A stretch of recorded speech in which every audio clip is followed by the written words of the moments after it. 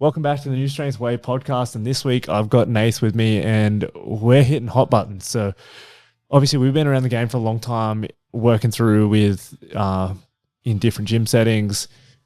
We've seen a lot of other gyms, a lot of other structures in fitness. We've seen a lot of the waves and the trends there. And we're going to dive into some of the things that we've seen that is probably just piss us off a little bit. And we might get a little bit heated here. We'll try not to offend. We might offend some people, but that's okay. That's okay. You got to stand for something, or only 5 people listen to this anyway. Stand for nothing, right?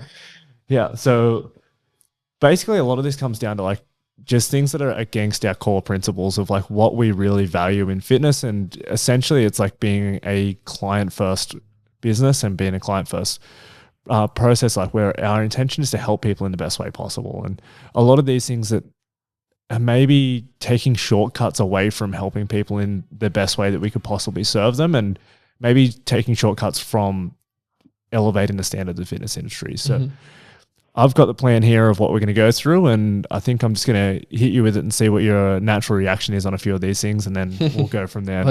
Let's do it. Yeah, first one up, the first hot button, and this is probably me more than you, but outsourced programming in gyms. Controversial topic, Jacob. Context, like probably to give people a rundown that you might not actually know, but a lot of gyms don't write their own programs. A lot of gyms, and this isn't just the franchises either now. There's companies that will offer to write your programs, write your session plans for your gym, but it's basically everyone across the world that they serve is getting the same thing. And there might be some little adjustments like, hey, look, you don't have ski ergs, do extra rowers on this one here. But for the general premise, it's not actually a service that's provided that's individualized. It's not made about the member that's in the room there with you, that you're designing the program. And you've seen me of how much time that I spend working on our current program, and currently Lily's been taking the reins of that there. And the last 2 weeks, she's been stressing about making it perfect for everybody and doing all the right things. And it's been really cool. She just ran the whole team through our overview of the next block and done a great job there. But the amount of work and time that goes into doing a really great group program for the people that you serve, I think a lot of people just shortcut that and go, if I just pay $200 a month, I can just get the programming done, and then the coaches can just take that there. To me, that's massive shortcut. That's not good enough for somebody who's paying you good money and investing in you to then that you're not even making the effort to write those programs for them. Yeah, definitely. And I think big one, it coincides with probably a couple of the other hot buttons that'll pop up, but it's how much do you value the programming or its ability to create change for the people inside the gym. And I know there's a few things that we'll touch on today, but I think what happens there is it's not perceived as valuable as it should be, essentially. And then the thought of outsourcing or it being a generic one-size-fits-all is okay because it doesn't matter that much. And I think that's the actual key problem there, is not understanding the actual power that has in not only like physiological adaptations. Like programming goes so far for like further in the weeds than that. Like it's experience, it's state change, it's functionality of the room, it's how the members engage with each other, it's all those things, and no one knows your members like you know them. And then you can see where the ship needs to be steered, essentially, and you can utilize programming to make sure you can steer the ship in the right direction. I think if we look at it from a surface level and it's like, okay, what physiological adaptation are we trying to facilitate through this program? Which, yes, that's one thing, but that's not It's not it. There's so much more depth to programming, which comes to the experience and the actual outcome outside of just a physiological adaptation. And in not all, but a lot of the outsourced programs, even that's questionable. And I think, like, adding to that, exactly what you said there, like, it's a part of the feel of the gym. Like, it's part of the feel of the service is like what the style of program is and why that there. Like, for all of our programs through the year, and we put out a program doc every year that goes to our clients of this is what's coming up for the next 12 months. So they know exactly what to expect, what sort of training, when we're going to pivot towards a bit more cardio, when we're going to pivot towards more strength, more power focus, and a general gist of what they can expect in that there, a little bit more depth than just going, hey, we're doing a strength block. We're going to go, this is the sort of stuff that we're doing. And a lot of them will come back to like their previous stories of what we've endured in our own training, and it's evolutions of that, of what we learned over time there. And if you're just following a program that's like, oh yeah, cool, not to take a stab at any of the given program services, but it's something that the person doing it hasn't done. They haven't had the experience with, and it's like, oh, look, we're doing Wendler this time now. And it's like, what's Wendler? It's like, I don't know. Like, this guy did a powerlifting program and this is what it is, and we're doing that there. Versus like, we actually use Wendler. It's really effective, but we use it because we used it years and years ago, and it was a fundamental of like our training journey, and we know what the impact is, what to feel, what you're going to expect through that process, and what's the result that you can expect there. And I think a good gym training or a good program for a gym, particularly a community fitness one, should be one that's built, grounded in what you've done over your training journey. And if you're just stealing Matt Fraser's training journey, it's kind of pointless. Because at the end of the day, the gym down the road can also just go and get Matt Fraser's training as well. Or, okay, cool, who just won the latest CrossFit Games? They can get that person's one. Rather than it's like, I think people care more about like, okay, cool, I'm learning from your experiences, what you can offer me, and that knowing that you've been there, rather than it's like, oh, well, I know the fittest bloke in the world did that at some point. Yeah, I think that helps. There's a few things that happen there, and I think it helps us have the culture and the community that we have in the gym. But I think it's, like you said, what they value. I don't think the people that train with us value the top level athletes and what they're doing. It's like they want to see what's working for busy professionals and parents, and how are they using these things that have been proven and they are backed scientifically, but they also have feel, they have practicality, they're adaptable, and they have the ability to be individualized for them on their journey. And I think that's where there's the science of programming, but there's also the art, but the art's only effective when you understand the person. 100%. And I think that's it's not just our clients, so that's the everyday fitness client there. Is that's what their focus is. They don't all have 20-hour training weeks that they can go and do, and they can do that there, and then if you could just condense that down, that doesn't make it the same thing anymore. So I think it's probably really a valuable thing for a lot of gym owners to look at and be like, well, what do I love about fitness?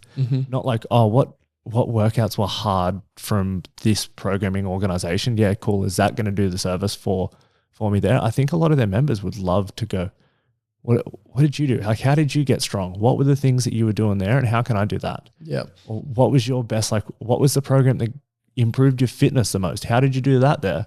And then if you've got a story and you're like, oh, actually we followed this in all day, like that's the program that has put me in my best shape ever.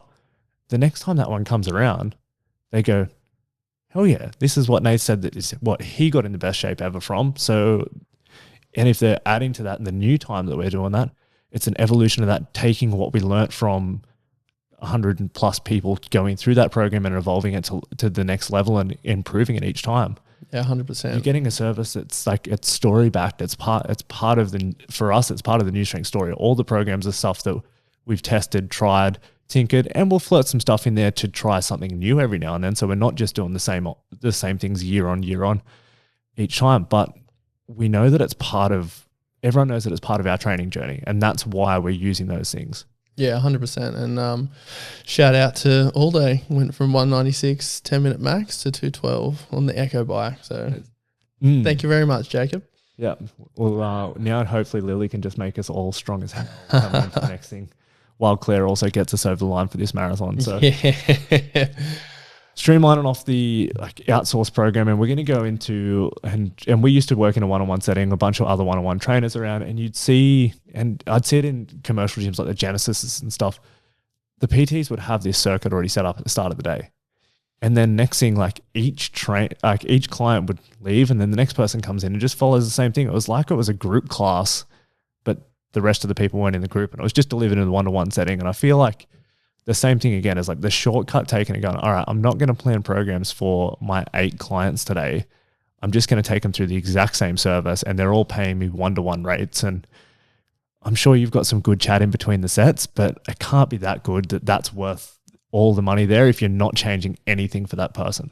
Yeah, I think most of the time there is room for the individualization, especially in that setting. And I think it just comes from a lack of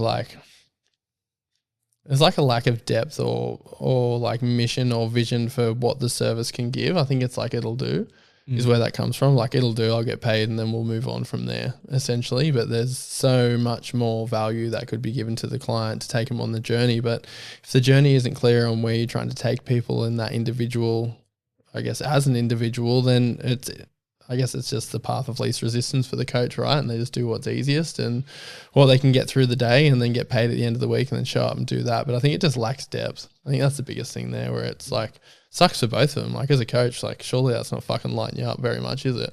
Like so you're probably having a shit day all day at work and then they're not getting the service either. So it's no one's really winning in that situation.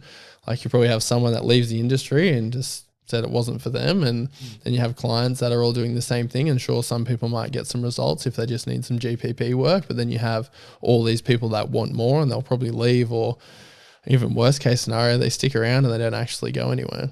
Like it's really common that you hear, like in certain circumstances, we'll have somebody come into the gym like, oh, I used to just do like this, and I was like, oh, I was trying to get stronger, I could never get my pull-ups down pat, and I was like, well, what were you doing there? And I was like, oh, I have a story about that. I just did they just told me to go heavier when I did the circuit. And I'm like, so you weren't doing any progressions for the pull-ups? You weren't working anything specific on those in that context at all? And I was like, oh, no. They just said to just go heavier on that in the circuit. I was like, so couldn't you have just done, I don't know, it's not that hard. Like pull-ups are a pretty simple one to get right. If you're within range where like you don't have to lose a drastic amount of body weight, like build your capacity to be able to hold your chin over the bar on a like hang for 30 seconds, then 3 seconds at the top, 5 second eccentrics for 5 reps. If you can do that, and then at the same time you work a little bit of the scap pull motion, you'll get your first pull up. Like we've done it countless times again and again. And it's like, I can tell you that in a minute, and you can go and implement that. And that's all the person needed to do. But instead I was like, oh, let's not make an effort to go to doing that. Just go a little bit heavier on your lat pull downs in the circuit that we're doing there. Yeah. It's just got to take a little bit more effort than none. Yeah, 100%. I think it's just that same attitude like it'll do. You said you had a story? Yeah. Mahalia got a first pull up and she was training elsewhere. I won't say where it was. Essentially she was doing personal training and she wanted to get strong. And then the training just sounded so similar to that, where it was just generic and it was just... it was just nothing training. Like it wasn't going anywhere. It was just coming in, going out, ticking the box. Anyway, she didn't believe me when I told her that she was going to get a first pull up, and I could see that she had the base strength there developed after a few weeks, and she got a first unassisted pull up last week, and she was so pumped about it too, and she's really engaged and she's doing a really great job, and the results are coming as well from that momentum you get from progress. Except the only way she's progressed is one, having clarity on where we can take this thing with the strength training, just being like, I actually believe you could be able to do this. And she didn't believe me at the start, but I've seen enough people and done enough stuff, like you've said, that it was clear that she would get it with a bit of work and then with some structure, and her doing that now, she has that belief in herself that she can do it, and she's really dialed in. And who knows, I reckon she'll get up on the record board for the pull-ups, that's for sure. But if she never actually had something that was structured, guided and moving in that direction, she would never have done it. But then the worst thing is she would have continued to believe that she couldn't do it. And I think that's where the training comes in, where it's like you need to, and it's what you've touched on before, Jake, it's like training creates belief in the person when training is progressive. And it's only when training is progressive that it creates that belief. If the training is stagnant and it's not progressive, then it's not creating belief. And programming does have a big... you know how much I love this, like I know which framework you're hitting on. I've been actually ideating on this, like so that's something that we can present. It's now I've got to do it. It's a flywheel now. There you go. Yeah, so like momentum, consistency, progress pieces, like then that's facilitating like enhanced belief, which grows your vision and which then gives you the momentum to drive it again. So we won't get too deep into that. That's probably its own separate podcast, but I've been working on that because that's something we've been talking about for a long time, of the impact of that. And if you can get some momentum, if you get the wins, and then all of a sudden that means it's easy to stay consistent. Those days where it feels hard, you're like, no, I'm on a roll here. I got this. And then when you see the progress, then you go, I can do more. And exactly like you said with Mahalia there. And like, I think that's the powerful thing is like sometimes because that's a flywheel, you need something to create the momentum first, and then having that interrupt from somebody else that can drive the vision of what's possible to instill a bit of belief, because you go, well, they've seen it happen before. They know what to do. So they're just giving me the pathway. So I know I can do it there. Yeah. And I think that's a responsibility of a coach. This is why we're doing this episode, because I'll get fired up about things like this. But you have such a responsibility to actually make a change in somebody's life that far transcends that 1 hour that you see them in a day, in a week, whatever that is there. And if all that takes is you putting a couple of minutes of prep towards their session, like 10 minutes towards that session at most, or maybe like get efficient, put some templates together, find what works for you. Maybe it's an hour once a month, or maybe it's probably not even that if you've got the templates there. It's probably 15 minutes once a month. And what you could then do and focus on is delivering excellent service, increasing their belief, increasing what they think is possible for themselves. That's so I can't even say the word. Like it transcends what we're doing in the gym by so much and can actually change that person's life everywhere. And it just takes you taking something other than the path of the least resistance. 100%. It also makes the job much more fulfilling. There's nothing more that I love than getting fired up because somebody gets something that they didn't think they could do. Yeah, 100%. It's not everything, but it's most of it. Yeah. It's a big chunk of the fulfillment pie from being in the fitness industry for sure. Mate, I remember going on like client stories in this sort of way, and we'll be quick on this one, but I remember getting started with one of our clients a few years ago, and I saw her move. She was pretty athletic, she was strong already, but she'd never really done any gym stuff. And I was like, I reckon you can do a 100 kilo deadlift in a few months if you keep this going. And she was like, what? No, that's not possible. For me, my friend at work has been doing personal training for the last 3 years and she only just got 80. I'm like, you'll do 80 in 2 weeks. And then she was like, what do you mean? No, it's got to be harder. Taller, is it? No. Sophie. Yeah. So in the same session, we pre-framed her getting a 100 kilo deadlift within 3 months. I think we had pull-ups down on that there. It was either just before or just after that was part of it there. And she was like, no, my friend has never been able to do a pull-up. She's been training for 3 years. I'm like, we'll do it in 3 months here. And she's like, is that like, what is it? I'm like, because I've just seen people do it enough before and I know exactly where you are right now. It's not that like, I'm not saying that we're better than what the other person was, but I've just done the process enough to know what it's going to look like. If then the person believes in it and goes, okay, cool, just take me on this journey, then it's ready to go and it happens. Yeah, I think it's progression focused and not effort focused as well.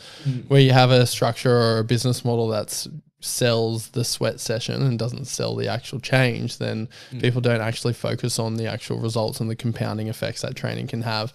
And then they get stuck in this exchange of calories burned in a session equals success. And it's not actually what it's giving you to come back to the next session and the ripple effect that it makes on your life outside of that. And that's obviously where Newstrength makes its point in the industry. It's like, we don't train to burn calories. Like if we're training to burn calories, we're missing the fucking point here. Like if you're still using training to burn calories, then have fun with that. Like there's so much more depth to it and there's so much to be extracted from it. We can't use it anymore just to burn calories. There's so many things we can do with this thing and we can't just stay at that point. And I still love the probably it's probably not for the other person. It's not as fun. But when somebody comes in and is like, "Oh my god, that session that I did the other day, it burnt this many calories," and I'm just like, I have zero care factor for it at all. I'm like, "Oh yeah, was that on your Apple Watch?" And like, that's wrong. I'm like, that is so far off what it actually is. For one, and two, I'm like, what else you do in the session? Like, yeah, exactly. Calories don't matter. Like, what was it building your fitness? Was it building your strength? Like, that's the shit that actually matters. Like, did you leave that session feeling more accomplished and feeling more capable than when you walked in? Yeah, 100%. I think it's if that's one of the vehicles as they get, that's okay too. Like if they go, look, that was obviously really hard. I worked hard. My heart rate was up and I burnt a lot of calories there. And then that gives them the belief they can do shit. I'm on board with it. Yeah, but I think they have to be at least exposed and informed on what training can offer them. Like if that's the success point, like it can be one of them. Sure, that you gave it a nudge and you can use that even though it's wrong.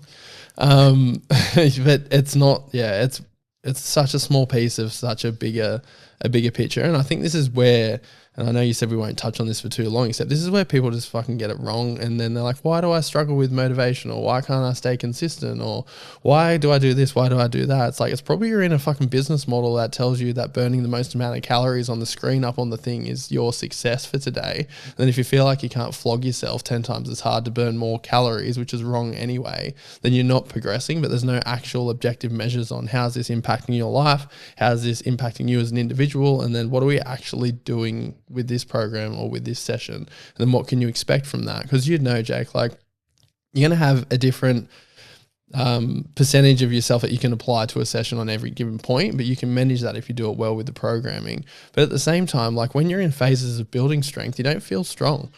And when you're in phases of building fitness, you don't always feel fit. So if you're just dependent on that feeling of that session as your indicator of success, then of course you're going to throw in the towel. Like you didn't burn 500 calories, you burned 400, so you lost that session. But that session there could have had so much value in it that you just weren't aware of because of the model that you're in. And then if you're actually in something that was educating you, informing you, directing you, and taking you on a journey, then you'd understand that's a part of the process leading to that bigger goal. Yeah. So I think... Not to mention, like from a calorie perspective, and we'll just stay on this for a second, like you get more efficient the better you get at things. So in terms of calories, you're actually going to burn less calories the more that you do something because you get better at it. Like your mechanical efficiency improves. This is why when everyone starts running, like everyone, like, and I was there as well. When I started running, I was like, oh geez, I've got like weights falling off me at the moment. It was because I ran like shit. Like every time I would run, my foot would let out way further. What does say? Anyone can put their handbag down and run a marathon. Yeah, she did quote it just before. Jacob put his handbag down and started losing weight. Yeah, and essentially it's like your foot lands out in front of you, so you've got a massive braking force. Because there's a massive braking force, you're exerting more energy to brake, like to slow down your body before you start projecting it forward again. And then all of a sudden it starts to slow down, and you obviously are holding extra weight at the time. Then all of a sudden you lose weight, so you've got less weight that your body's carrying through there. You become a more efficient runner. You run better. Mm-hmm.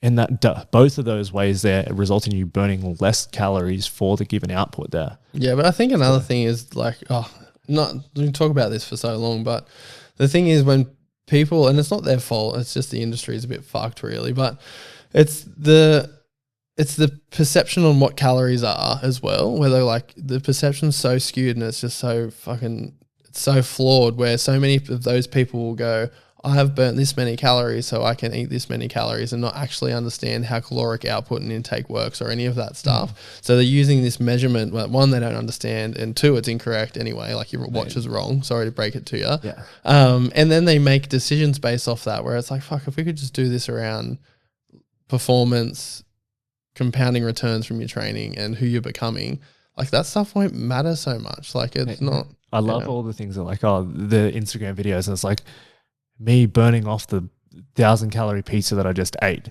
And then it's like the old mate goes running until his Apple Watch says, 1,000 calories there. I need to recreate that, and I'll eat my pizza and then I'll just sit at my computer doing work, because you burn calories anyway. Yeah, exactly. Like I'm going to burn 3,000 calories, give or take, most days of the week. Yeah, Jacob's maintenance would be around 3,000. So he could eat 3,000 calorie pizzas and just do his normal day, and he would have burnt them and been neutral. Yeah. But not to get, like, I don't want to stay on calories for too long, but essentially, like, because I like to see that I've tried hard. Like I do, and I can use my watch as an example of that, and I know that the numbers are wrong, but 100%. But if you're training just for that, then you're missing the point, and I can almost guarantee that when shit gets hard, you'll stop training, because there is no depth or substance or anything to the amount of calories you burn in a session. I love it. That's a great way to wrap that one up. Let's roll in our next one, the profit per square meter model. And give you guys context on this. If you're listening, you don't really understand what this is. Like in the setup of a lot of gyms, franchises in particular, they then obviously, like, they've got the business side down in all respects. They understand it really well, to where they can look at a location, go, what's the usable space here? What's our profit per square meter? Is that going to be in the range of what we want it to be? Then we can put a location there. If we can't get that location's out, and we got to look for a new one. And essentially a lot of those things come down to, and this is it's in a fair few PT and gym business books, taking out things that are equipment-wise that are valuable but take up too much space. Yeah, so, like 10 squat racks. Yeah, barbells, squat racks. Like credentials, like, oh, well, you can do everything that you could do with a barbell with a kettlebell or a pair of dumbbells, and they take up a third of the space, which means you can fit 3 people in that space there instead. And making decisions based off what's just going to put the most amount of people in the room and you can make the most money is a very flawed model for how do we help people. Yeah, 100%. I think it comes back, and I know this one you'll be able to rant on for a while, Jake, but I think it's the same thing. It lacks depth, and obviously the industry, there's a lot of money passing through it, and there's this, when that happens, there's the capacity for someone to scoop it up. And then how do you scoop it up? You can do a lot of hype and not a lot of heart, and then get as many people through the door.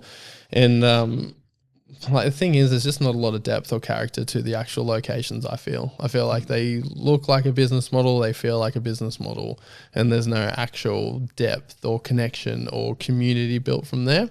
Mate, I was listening to one the other day on it was on the Gym Launch podcast, and not to shot Gym Launch, but in this sense, there was a guy that was basically gloating about how much money he made off the fact of that he basically gatekept barbells. So I was like, no, like you guys are all going to do this class over here that doesn't use that there. But if you want to learn how to do strength stuff, you're going to have to pay me this amount of money, like this elitist, like barbell fundamentals thing that could be done at pretty much any gym, like pretty simply without having to change the context of going from a group class to a personal training setting. And I was like, that was the only way to use barbells there. And then you could use them in the classes, but only once you'd gone through his program. I've heard that before on another podcast. Such a broken system. It was like, okay, cool. Like here's this thing that's really valuable there, but it takes up more room for me. So you're going to have to pay me like, I think it was like $800 to go through his barbell fundamentals just to get permission to use them in his own class, versus you could go to the gym down the street and do it. But he was going, all right, this is the most profitable upsell I can possibly do here, and raving about it, and just drives me insane. Yeah. I think it's where we've like, our entry points into the industry, Jake, or into not even the industry, just training in itself. And then the people that we looked to and got information from, it was like very much a share and provide value. And then the return comes from that, is obviously where we've been. And that just doesn't sit well. Doesn't sit well at all, and it's hard. Like we've felt the growing pains. Like we have over 200 people at Newstrength now, and we have changed the gym. Like we just put 40 grand into the gym to change it around to make sure we didn't have to change our training model with more people in the doors. So it's something that we feel really strongly about, and we could have just kept the same layout and structure and just changed how we done the programming, and something that we didn't believe in, except we didn't want to do that. So we bit the bullet and we spent 40 grand just to get a different layout, to move some things around. And that's so we can have essentially integrity in what we're delivering and what we feel as though is actually going to move people to the version of themselves that they want to become, and the vehicle that we use. And I think that's one of many reasons why you and I have had a pretty smooth 10 years, mate. And I think as well, like when you look at it, like I'm sure there is probably coaches that come up in this model of where they were only doing dumbbells and kettlebells because that was the training model at the gym that came up. But most of us come through under a heavy barbell in some way. Like it might not be powerlifting or strongman or so, but it could have been a bit of like bodybuilding, and those guys are still using those things and machines and so on. Surely that's what you want to then coach, not them walking into a gym and it's like, all right, cool, I'm completely okay with coaching 8 hours today, and I'm not going to teach any of the things that I'm excited to go and train and do myself. I think that's rolled straight into number 3. Yeah, or I think we're at 4 now. We added one in there. So yeah, like I think this essentially going to like where you're training in a way that you don't act, or you're training people in a way that you don't actually train yourself, not because of it's what you think is the most effective thing for that person, but rather because it's maybe be as able to maximize the profit per square meter, or get the most amount of hype out of like what's big right now. Yeah, this one pisses me off massively, but I've put it in its place over the years. If you asked Nath 5 years ago, I probably would have had a really big rant and had a lot of swear words in there. But I think the thing, when we obviously were starting Newstrength, and we're in the industry before starting Newstrength, and starting Newstrength when F45 boomed, and I remember so many people would open them and each to their own as a business model, and then we'd ask them if they do the training themselves, and they'd be like, oh fuck no, I don't do that. Like I'm not going to be doing dumbbell punches and jumping around. Like I'm not going to actually train properly. And they'd say that, like they'd say, I'm going to train properly, and then I'm just going to do this so I can make money off it. And then that was like, this is so fucked. Like I'm sure plenty of people went through F45 and they changed their life and they found fitness or whatnot. But for you to jump into that model where it's like, I'm going to do this thing and it's purely an exchange, and I don't think this is actually the best thing for these people, but I'm going to sell it that it is, just to make sure I can maximize member uptake and whatnot. Like it used to just absolutely grind my gears, because people just wouldn't have any integrity in the delivery. Like they would go to essentially to an Anytime or to another strength and conditioning gym, and they'd squat, they'd press, they'd pull, they'd hinge, and they'd do some kind of conditioning work. And then they'd come back to coach the classes in the afternoon. and then they'd do that. And I think there's a few reasons why it did piss me off, but I think it was the lack of integrity, and I think it creates a bit of a distrust too, where it's like, oh, I'm not doing this thing because I don't believe in it, but you should do it, essentially. And I think a lot of that comes to the core problems of the industry, where it isn't like there isn't much regulation, if any, and it's hard to find people trying to lead with integrity in the industry. Like, it's a lot of snake oil and smoke and mirrors, and unfortunately at that time, that's how I felt about that. And then like, we work with the guys at Geronimo, our business coaches, and they used to run an F45. So like, it's not like we're not taking shots at the overall thing, because from talking to those guys, like Soph that works closely with us, she came up, she got into fitness through F45. That's where she found herself, had a tremendous transformation herself, and then off the back end of that was able to then become a coach and empower, and was running a gym with 300 people or something like that in it there. But she was so like, the integrity was there because that's what she did. That's what changed her life, and she wanted to share that with somebody else. And if that's an F45 session and that's what you believe in, then 100% it should be what you're coaching there. It's only when there's a disconnect where you're just trying to extract some sort of getting a win for yourself that's not a win-win for everybody. And I think that's ultimately, like, I was talking to one of our coaches, Dan, today, and it was like, the way that I framed this up is everything that we do has to be a win for the team and the future that we want to make for them. It's got to be a win for the clients, and then it's still got to be a win for the business. And the business is like the third one in that. So funny. I had this conversation with Jess in our one-to-one before. That's funny. These are the frameworks that we design everything by, and like, ultimately the business still needs to be looked after, because if the business isn't profitable, we can't look after the team, we can't look after our community. So we still have to make, happens. Yeah, we still have to make decisions that are then what drives that there. But the first two are always the future for our clients and the future for our team. The last one is the business there, but that also obviously envelops a lot there.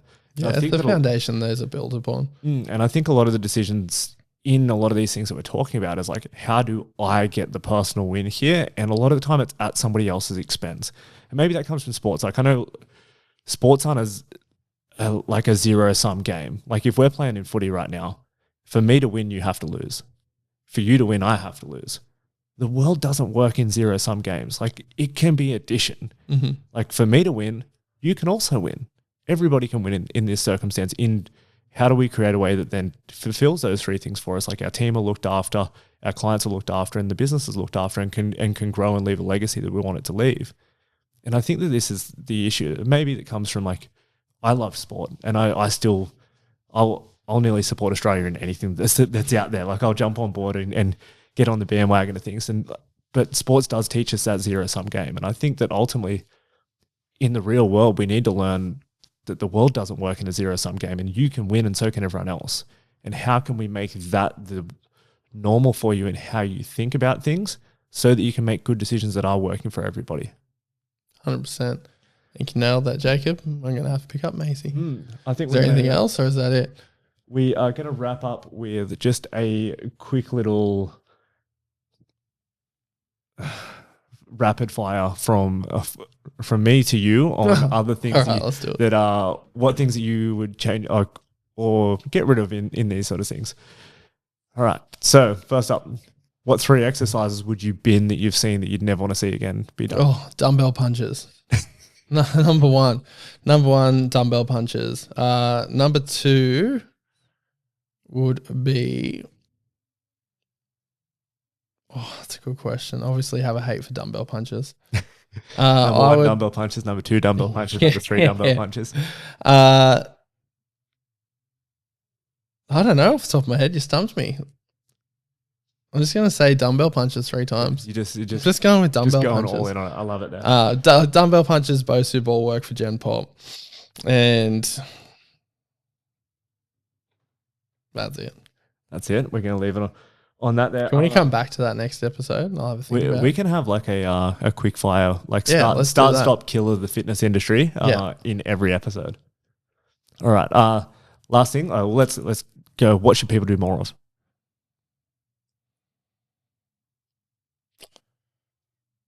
Is this in general in the industry, or is this exercises? You can take it wherever. Support each other.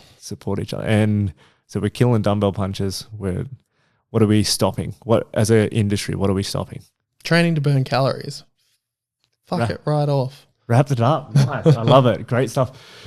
That's it for today, guys. We are done on the Newstrength Way with another episode. This one should stop swearing so they can listen to it with. Can we beep it out? No, I'm not going to. I can edit it like that. I'm just leaving it. Right, We'll next click episode, the explicit button. Yeah, we'll have to just put a warning at the start and just say, Nath swore a couple of times in this podcast. You may want to make sure that there's no little ears around. We'll leave a public apology on the. All right, that'll wrap us up here. Thanks so much for listening, guys. We'll be back next week with more things on strength, fitness, and becoming the strongest version of yourself. That's us. Thanks, Jake.